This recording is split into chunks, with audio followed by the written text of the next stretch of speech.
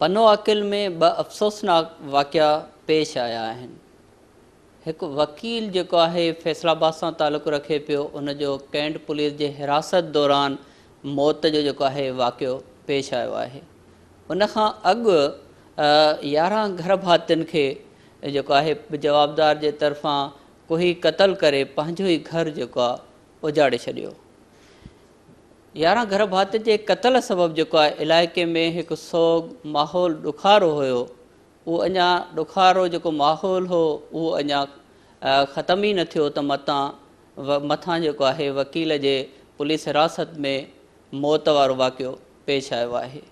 इन ॿिन्ही वाक़ियनि के हवाले से पाण जो है समाज के अंदर मुआशरे के अंदर फ़र्ज़शनास ऑफिसर लिखियो वेंदड़ DIG सखर फिदा हुसैन मस्तोई साहब से ॻाल्हाईंदासीं त हू इन्हनि ॿिन्ही वाक़ियनि खे कीअं पियो ॾिसे ऐं उन जा जेके ज़िम्मेवार आहिनि उन्हनि जे ख़िलाफ़ कहिड़ो क़दम खयो वियो आहे। पुलिस हिरासत में जो वकील जो मौत जो वाक़ियो पेश आयो आहे, उन वाक़िए खे अव्हां कीअं पिया ॾिसो? उन में ज़िम्मेवार पुलिस खे ॼाणायो पियो वञे, छा वाकई अहलकार जेके उन मौत जो ज़िम्मेवार आहे? अफ़सोसनाक वाक़ियो आहे, इन में को भी शक न आहे त कंहिंजो भी मौत ज़ाहिर आहे इंसान आहे ऐं उनजो वरी पुलिस कस्टडी में मौत थिए त अफ़सोसनाक सां गॾु इहा सूरत हाल तशवीशनाक भी आहे। इन जे लाइ जेके ज़िम्मेवार हुया जन उन्हनि खे गिरफ़्तार करे वठी आया, लॉकअप में रखियो ऐं उन जी गिरफ़्तारी छो न कई ऐं उन दौरान उन जी फौतगी थी वई त उहा असां उन जे मथां FIR करे छॾी आहे। जेके ज़िम्मेवार हुया इन FIR सां गॾोगॾु कुझु ॿिया ऑफिसर जेके मूंखे महसूसु थियो त मुमकिन आहे उन्हनि जो भी को इन में रोल हुजे त इन जे लाइ उन्हनि ऑफिसरनि जे मथां वरी मूं इंक्वायरी SSP सखर खे चयो आहे त उहा इंक्वायरी कंडक्ट करे ऐं सुठा ऑफिसर उन इंक्वायरी टीम में मूं रखिया आहिनि ताकि अञा भी जेकॾहिं फर्दर भी जेकॾहिं कंहिंजो रोल आहे त उहो रोल भी उन्हनि जो ज़ाहिर थिए, उन्हनि जी ज़िम्मेवारी अचे। पोइ जेकॾहिं क्रिमिनल नेग्लिजेंस हूंदी त उन FIR जेका ऑलरेडी असां पुलिस ऑफिसरनि जे मथां कई आहे, पूरी टीम जे मथां कई आहे, जेका उन फौतीअ खे वठी आया हिते ऐं उनखे बग़ैर गिरफ़्तारी शो करण जे रखियऊं त उन FIR में उन्हनि जा नाला भी अची वेंदा। वाक़ई में जो ज़ाहिरी तौर ते साम्हूं अचे पियो त समाज के अंदर जेके नेगेटिव किरदार रहन पिया, जंहिंमें मियाँ असद इंढड़ जो भी FIR में ज़िक्र थियल आहे ऐं एक औरत आहे शमीम, त उन जे हवाले सां चयो पियो वञे त उहे जेके आहिनि इन क़त्ल जे पुठियां जेके आहिनि उहे पुलिस सां जेको आहे उन जी हिकिड़ी मिली भगत हुई ऐं उनखे जेको आहे मिल्कियत जे मामले तां जेको आहे मारायो वियो आहे। ॾिसो, पहिरीं त सम्झणो पवंदो त जेको मियाँ असद आहे उनजो छा रोल आहे, जेका तव्हां औरत नालो ॿुधायो शमीम उनजो छा रोल आहे, ऐं जेको फौती आहे उहे पाण में इन जो रिश्तो छा आहे। फौती इन जेका लेडी जंहिंजो तव्हां नालो खयो उनजो पुटु आहे। हाणे माउ पंहिंजे पुट जे ख़िलाफ़ FIR कराई पुलिस स्टेशन पनो आकिल ते त मुंहिंजो पुटु मुंहिंजे घर मां चोरी करे वियो आहे, जंहिंमें हेतिरा तोला सोन, हेतिरी ॿी कैश, ही आर्टिकल्स खणी वियो आहे। यकीनन माउ जॾहिं उहा FIR कराए थी, FIR त हिननि कई, FIR करण सां गॾोगॾु जेको पुलिस तरीक़ेकार उनखे गिरफ़्तार करण जो कयो उहो मुनासिब न हुयो, उहो कानून मुताबिक़ न हुयो।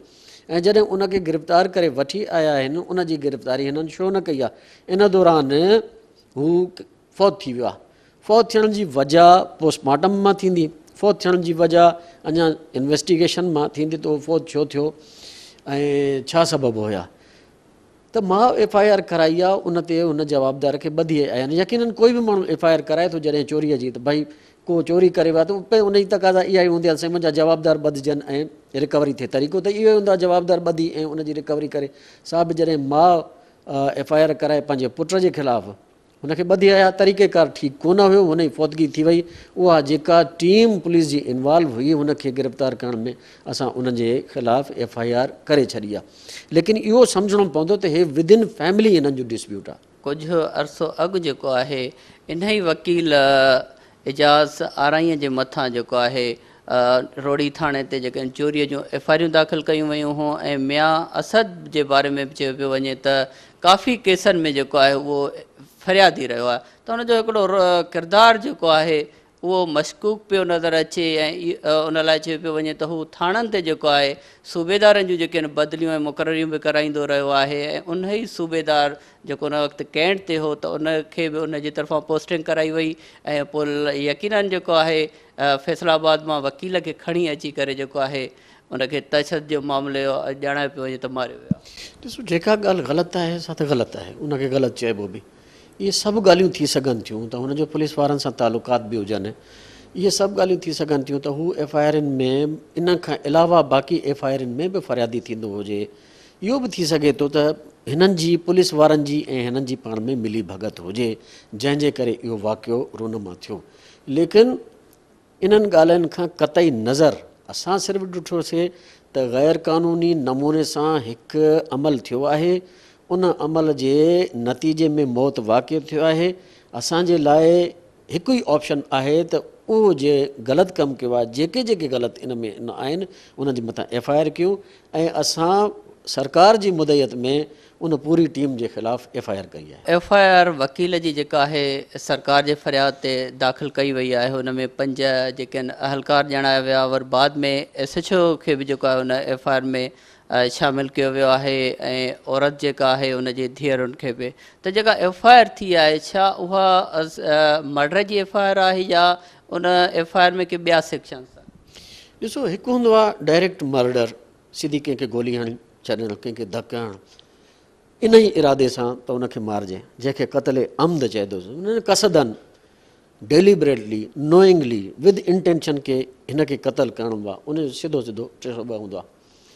ॿियो हूंदो आहे कंहिं इंसान जो को अमल कंहिंजे मौत जो बाहिस बणिजे, लाइक जीअं कंहिं डॉक्टर कंहिंखे एक्सपायर इंजेक्शन हणी छॾी, डॉक्टर खे ख़बर न हुई त एक्सपायर नहीं, पर हुनखे डॉक्टर खे फॉर एग्ज़ाम्पल चेक करणु घुरिजे हा त भाई इंजेक्शन ठीकु आहे, मां अॻिले माण्हू खे ॾियां थो। डॉक्टर इहा हूंदी आहे गफ़लत सबबु कंहिंजो मर्डर। या ॿियो तव्हां ॾिसो कॾहिं कॾहिं ईअं थींदो आहे त भाई कंहिं पागल कुते खे मारण लाइ, को कुतो छे थो थिए, भाई कंहिं माण्हू उथियो उनखे गोली हयईं, हाणे कुते खे पियो त कुते खे बि मारिया, नियत ठीकु ई लॻी कंहिं अॻियां कंहिं ॿार खे वई, कंहिं फ़र्द खे वई, जंहिंजे नतीजे में उनजो क़तल थी पियो। त डिफरेंट रीज़न्स हूंदा आहिनि इहे क़तल जे, जंहिंजे करे क़तल थिए थो, इहो वाक़ियो थिए थो। त हिननि जो जेको एक्शन हो उहो हिन खे वठी आया, वठी एफआईआर जे नतीजे में आया ऐं वठी जंहिं नमूने सां उहो क़ानूनी घुरिजूं उन नमूने सां हिननि पूरी न कयूं ऐं मौत वाक़िअ थिए पियो। त उहो असां उन में जेके रेलेवेंट सेक्शन्स ऑफ लॉ आहिनि उहे असां लॻायासीं, पर इहे बि फाइनल न हूंदा आहिनि। एफआईआर आहे त फस्ट इंफॉर्मेशन जीअं जेका मिली असां उहा कईसीं। जीअं तव्हां पहिरीं ॿुधायो त जेके इन में असांखे शुरू में इन्वॉल्व नज़र आया उन्हनि जे ख़िलाफ़ु असां एफआईआर करे छॾीसीं। बाद में हिकु एसएचओ जो बि सम्झ में आयो त इन जो बि रोल आहे, असां उन एसएचओ खे बि जांच में शामिलु करे ऐं इन ई एफआईआर में असां उनजो रिमांड वरितो आहे। अञा जे करे ॿिया बि हूंदा त असां ॿियनि खे बि इन में शामिलु कंदासीं। पुलिस खे यकीनन इहा हर माण्हूअ खे जेका ॼाण रखे पियो त हिकु फ़र्ज़शनास DIG सां वेठो आहे, हुनजे तरफ़ां एॾो वॾो क़दम खयो, माण्हू मरी वियो, वरी तकिड़ो जेको आहे लाश जेको आहे उहो वञी करे ईअं फैसलाबाद में वञी करे फिटो करे आया। त अव्हां नथा सम्झो त पुलिस पंहिंजे ऑफिसरनि खे जेकॾहिं मौत जेको आहे तिबी थियो आहे त पंहिंजे ऑफिसरनि खे ॿुधाइण बदिरां जेको आहे लाश वञी करे ईअं फिटो करे आया जीअं कातिल हिकिड़ियूं शायदियूं जेके लिकाईंदा। इन जे करे त मथां एफआईआर थी वियनि न। ॾिसो न, उन्हनि एॾो वॾो इहो कुदो कमु कयो, ग़लति कयो, इन जे करे त उन क़तल जी एफआईआर उन्हनि ई पुलिस ऑफिसरनि जे मथां थी जेके उनखे गिरफ़्तार करे आया, पूरी टीम जे मथां थी। न सिर्फ़ु उन पूरी टीम जे मथां, बाद में एसएचओ जो रोल सम्झ में आयो त असां उनखे बि हिन में गिरफ़्तार कयोसीं, गिरफ़्तार करे रिमांड वरितोसीं।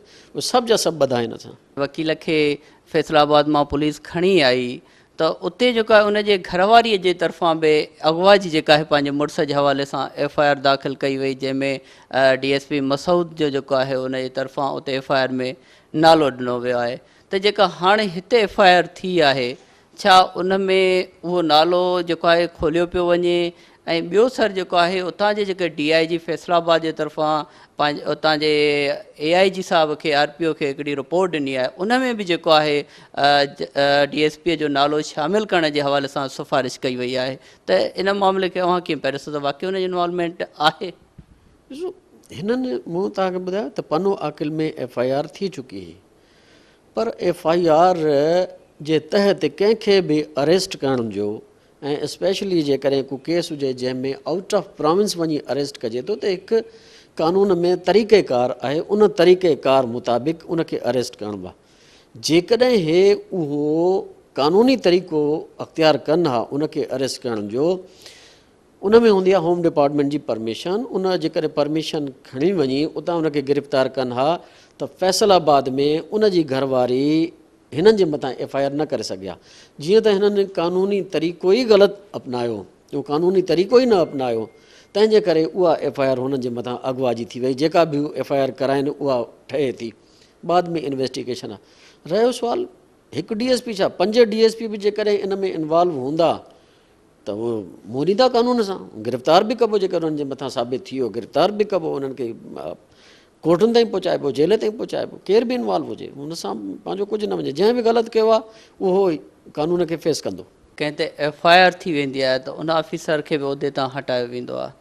त DSP मसूद जेको आहे हिन वक़्तु बि पंहिंजे उहिदे ते बरक़रार आहे ऐं उनखे इन सॼे वाक़िए में जेको आहे जांच में शामिलु कयो वियो। ॾिसो, 2 वाक़िया आहिनि। जेका हिते FIR थी आहे उन में DSP मसूद जेको तव्हां ॿुधायो था उनजो हिते नालो कोन्हे। हिते रोल अञा ताईं जेतिरी जांच थी आहे उन में न आयो आहे। ॿी FIR उहा आहे जेका थी आहे फैसलाबाद में, ऐं बकौल तव्हांजे त फैसलाबाद वारनि उनजो नॉमिनेट कयो आहे उनखे। FIR करण सां गॾोगॾु उहा FIR जेसीं ताईं ऑफिशियली तव्हांखे मूंखे मुंहिंजी ऑफिस में जेसि ताईं कन्वे नथी थिए या SSP जी ऑफिस में कन्वे नथी थिए त तेसीं ताईं कंफर्म बेसिस ते उन जे मथां कंहिंजे मथां एक्शन नथो थी सघे। हाणे जेकॾहिं उहा अचे थी FIR ऐं उन जी नॉमिनेट आहे उन में, जेकॾहिं हू असांखे फैसलाबाद वारा RPO या जेको तव्हां ॿुधायो DIG साहब जेकॾहिं मोकिलीनि था त पोइ यकीनन उन ते एक्शन थींदो, पर अञा ताईं कोन आई आहे असां वटि। वकील जे जेका क़त्ल में जेको बि चाहे पुलिस ऑफिसर्स इन्वॉल्व हूंदो या जेकी ॿिया जेके बासर माण्हू कोई जेकॾहिं इन्वॉल्व आहे त अव्हां सम्झो पिया उहे कानून खां बची न सघंदा? ॾिसो यार, कंहिंजो मर्डर हिन में असर ऐं बहासर जो छा हुजे, मां तव्हांखे ॿुधायो। ॾिसो, न त पुलिस जे ख़िलाफ़ु एॾी तकड़ी फौरी तौर ते FIR ईअं कोन थी वेंदी आहे, ऐं FIR खां अलावा उन खां अलावा बि जेको असांखे SHO सम्झ में आयो त असां उनखे बि लत ॾेई ॿधोसीं ऐं कोर्ट ताईं पहुचायोसीं। हू बि अंडर रिमांड आहे। जेको बि बहासर हूंदो उनखे कबो, शामिल तफ़्तीश कबो, क़ाबू कबो। हिन में असर बहासर जो मुंहिंजे अॻियां कम अज़ कम न हलंदो इनशाला। जो को बहासर हुजे त उहो बची वञे, बेअसर हुजे त उहो पकड़िजी वञे। असर बहासर जेको कानून टोड़ींदो, जेको ॾोह कंदो उनखे क़ाबू कबो। 11 घर भातियुनि खे बेदर्दीअ सां कुही करे क़तल कयो वियो। उन दौरान अव्हां उते जेको आहे उन जाइ वाक़िए ते बि वञी करे पहुता हुयो। जेतिरो बि उन वाक़िए ते अफ़सोस कजे इंतिहाई घटि आहे। कातिल पीउ हुजे, कातिल भाइर हुजनि, ऐं वरी मक़तूल वालदा हुजे, भेनरूं हुजनि, नंढा ॿारड़ा हुजनि, ऐं वरी 11 क़तल हुजनि ऐं 11 निजारी गला कटे उन्हनि खे क़तल कयो वञे। इन खां वधीक सफ़ाकी दरिंदगी बेहिसी मां नथो सम्झां त का हुजे, जॾहिं पीउ ऐं पुट वेही करे माउ जा ऐं भेनरुनि जा गला कपनि। सबब जेके हींअर ताईं ज़ाहिर थिया आहिनि, 2-3 सबब आहिनि, अञा फाइनल न आहे। ऐं आउं पंहिंजो को फाइनल ओपिनियन इन करे न ॾींदुसि जो केस अंडर ज़ेर तफ़्तीश आहे, अंडर इन्वेस्टिगेशन आहे।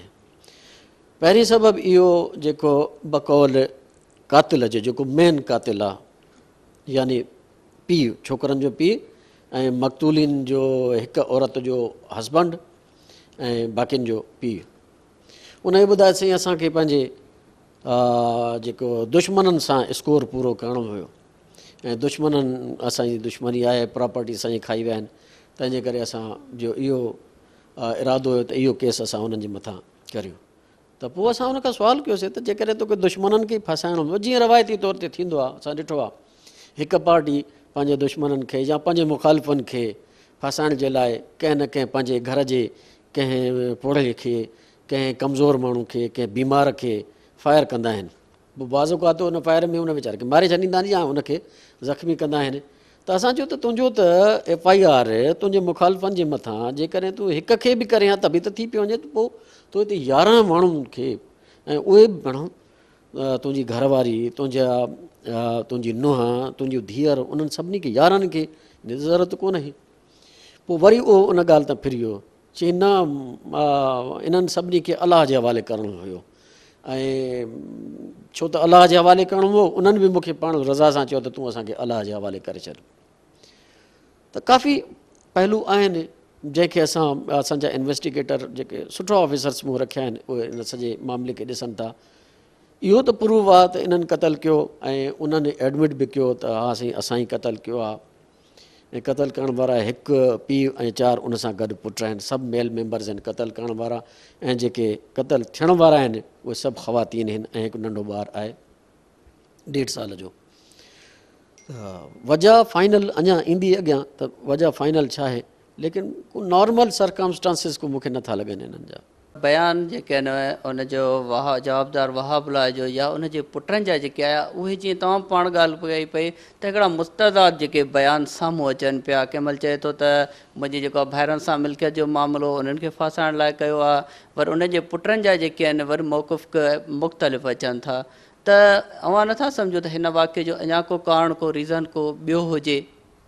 ॾिसो, जॾहिं बि को ॾोह थिए थो न, उनजा 2 पहलू थियनि था जांच जे हिसाब सां। हिकु त सिधो सिधो जेको ॾोह थिए थो इटसेल्फ, हुन क़तलु कयो, ऐं जॾहिं उन क़तलु कयो, उहो क़तलु हुन एडमिट बि कयो त मूं क़तलु कयो आहे, क़तलु त साबित थी वियो त कंहिं कयो आहे, ऐं साबित कंहिं अंडर प्रेशर न थियो आहे, वॉलंटरली हुननि कयो हा साईं असां क़तलु कयो आहे। क़तलु थियणु त साबित थी वियो न, क़ातिल त हू आहे। बाक़ी आहे त इंटेंशन हुन छो कयो, उहा वरी सेकेंडरी एस्पेक्ट आहे। जेकॾहिं इंटेंशन फॉर एग्ज़ाम्पल हुनजो इरादे क़तलु छा हुयो, छाजे लाइ हुननि खे क़तलु कयो, सज़ा उन इरादे ते बाद में, पर पहिरीं उहो त जेको हुन ॾोह कयो आहे उनजो एडमिट करे थो, उन में थींदी।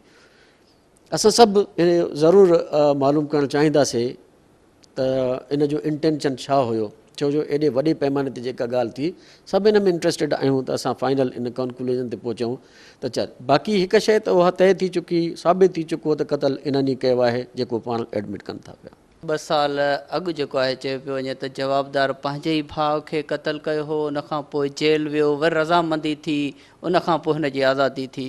त हीअ जेके एॾो नाहक थियो आहे, 11 पंहिंजा ई घर जा भाती बचा जेके आहिनि जवाबदार कुठा आहिनि, बेदर्दीअ सां मारिया आहिनि, त उन में स्टेट जे तरफ़ां FIR जेका उहा थियणु बहितर न हुई?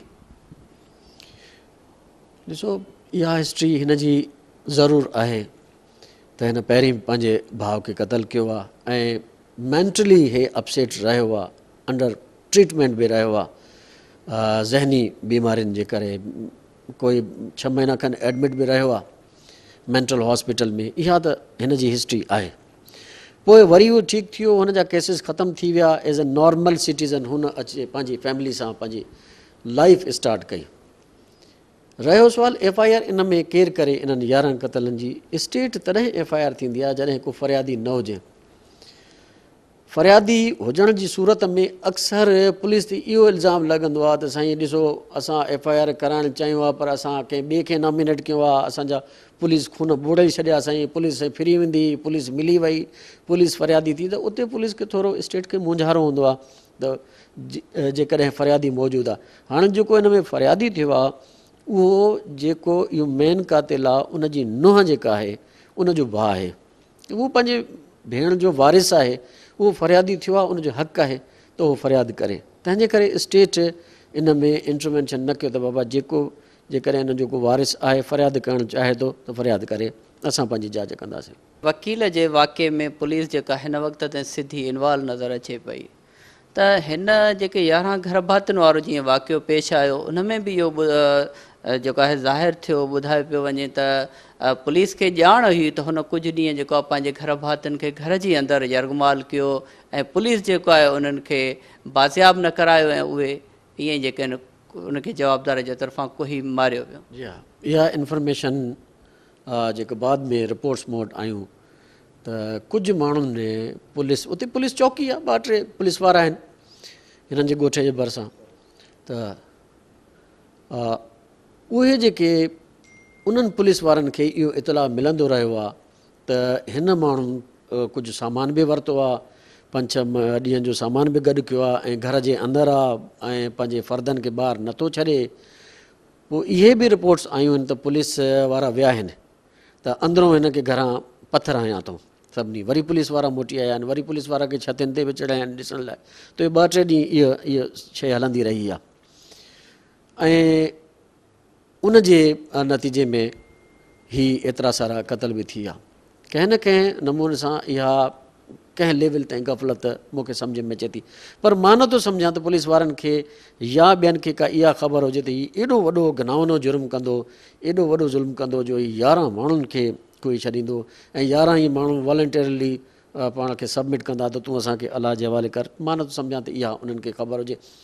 फैमिलीज़ अंदरि डिस्प्यूट थींदा आहिनि, फैमिलीज़ अंदरि झेड़ा थींदा आहिनि, पीउ पुट सां विढ़ंदो आहे, माउ सां पुटु विढ़ंदो आहे, माउ नुंहुं सां भई विढ़ंदी आहे, माउ मतिलबु फैमिली अंदरि हज़ारें क़िस्म जा झेड़ा थियनि था ऐं ईअं रिपोर्ट्स ईंदियूं बि आहिनि। पोइ जॾहिं फैमिली अंदरि डिस्प्यूट हूंदा त पुलिस हर दफ़ा उनखे एतिरो सीरियस न वठंदी आहे, जंहिंजे ई सबब जे करे मां सम्झां मुमकिन आहे हिननि पुलिस वारनि खे इहो जो हाणे पंहिंजी फैमिली अंदरि हिननि जो डिस्प्यूट आहे, हिननि न वरितो आहे। बहरहाल उनजे लाइ बि मूं हिकिड़ी कॉमिटी कॉन्स्टिट्यूट कई आहे त भाई पुलिस वारनि जी केतिरी गफ़लत आहे, उहा गफ़लत साम्हूं अचे त उन मुताबिक़ पोइ वरी उन्हनि खे जेका पनिशमेंट आहे उहा थींदी। वाक़ई में जेका अहलकारनि जी लापरवाही या गफ़लत साम्हूं अचे थी उन जो एक्शन यकीनन थींदो, यकीनन थींदो। जेतिरी गफ़लत आहे, क्रिमिनल नेग्लिजेंस आहे त केस कंदो मान मथां FIR थींदी। जेकॾहिं क्रिमिनल नेग्लिजेंस खां अलावा इनएफिशिएंसी आहे त यकीनन पोइ डिपार्टमेंटल एक्शन थींदो। सर, जेके 11 घर भातियुनि जो जेको आहे बेरहमाने तरीक़े सां मर्डर थियो आहे, उन में बि जेको आहे जेको मियां असद वकील जे केस में जेको आहे नॉमिनेट थियो आहे जवाबदार, उहो जेको आहे जवाबदार वहाबुल्लाह जो भाउ ॿुधायो पियो वञे त हिन वाक़े वकील हिन वाक़े सां के भला के कड़ियूं त नथी मिलनि, को मामिलो को सीरियस त न आहे?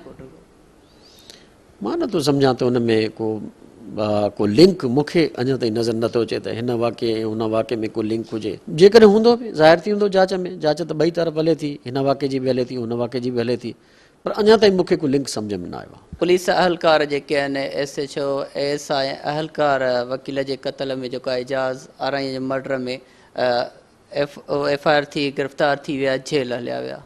मियां असद इंदड़ जेको हिन सॼे मामले जो जेको आहे वकील जे मौत जो जेको बि सबबु बणियो, उनजो जेको मुख्य किरदारु आहे मियां असद ऐं या जेका हुनजी माटेली अमड़ आहे शमीम या FIR में 2 भेनरियूं बि जेके आहिनि नॉमिनेट कयूं आहिनि, त उहे हिन महिल ताईं चयो पियो वञे त पुलिस हिरासत में आहिनि, गिरफ़्तारी ज़ाहिर न पई कई वञे। वाक़ई गिरफ़्तार आहिनि? न ते मां अपडेट न आहियां। त इहो त आहे त गिरफ़्तार थिया आहिनि, टीम त पूरी गिरफ़्तार थी चुकी आहे, बाक़ी उन खां अलावा केरु केरु गिरफ़्तार थिया आहिनि इहो मूंखे चेक करणो पवंदो। मतिलबु सर इहे जेके बि हुन केस में नॉमिनेट असद आहे या को ॿियो आहे गिरफ़्तार थींदो? केरु बि हूंदो, जेको बि हिन वाक़े में मुलविस आहे, केरु बि हूंदो, ABC जेको बि हूंदो, जेको नॉमिनेट थियो आहे या जंहिंजो बाद में नालो खुले थो, सभु जा सभु गिरफ़्तार थींदा। सर, हिन वक़्त ताईं जेको आहे 11 घर भातियुनि वारो जेको मर्डर थियो या वकील जी हिरासत पुलिस जी हिरासत में वाक़ियो जेको मौत जो पेश आयो आहे, त इन सॼे मामले में मतिलबु जेका जांच हिन वक़्त ताईं थी आहे, अव्हां हुन मां सेटिस्फाई आहियो त उन जा जेके बि लिकियल पर्दे पुठां बि जेके क़ातिल आहिनि, जवाबदार आहिनि, इनवॉल्व आहिनि, उहे जेके आहिनि हथीका थींदा? ॾिसो, जेसीं ताईं जांच फाइनल थिए न, पोइ इहो को ओपिनियन ॾेई सघिबो त मां केतिरो उन मां मुतमइन आहियां। हींअर ताईं जेको कमु हले पियो ठीकु पियो हले, पोइ कॾहिं स्पीड स्लो थी वेंदी आहे, कॾहिं तेज़ थी वेंदी आहे, पर इन जे लाइ कानून में जांच जे लाइ फिक्स पीरियड हूंदो आहे त भई हेतिरनि ॾींहंनि में जांच मुकमिल कयो। इन्हनि जांच में यकीनन सुपरवाइज़ कयां पियो, SSP जी डायरेक्ट सुपरविजन आहे त जांच अञा ताईं ठीकु पई हले, पर जेकॾहिं का कमी बेशी किथे महसूसु थी त उहा पूरी करे वठिबी, छिकबो उन्हनि खे ऑफिसरनि खे। सो फार सो गुड, ठीकु पई हले जांच। जी अवां DIG सखर फिदा हुसैन मस्तोई जूं ॻाल्हियूं ॿुधियूं, उनजो चवणु आहे त जीअं हुननि 11 घर भाती जेके आहिनि जवाबदार जे तरफ़ां बेदर्दीअ सां कोई क़तल कया विया, उन्हनि कातिलनि खे सोघो कयो, ईअं ई जेको आहे वकील जे जेके मौत जे वाक़े में पुलिस ऑफिसर हुजनि, अहलकार हुजनि या ॿिया जेके बाअसर माण्हू जेके बि इन्वॉल्व हूंदा, उन्हनि खे बि कानून जे कटहरे में आंदो वेंदो। कैमरामैन आगाशे पठाण सां गॾु मोड़ो महर, सिंध TV न्यूज़, सखर।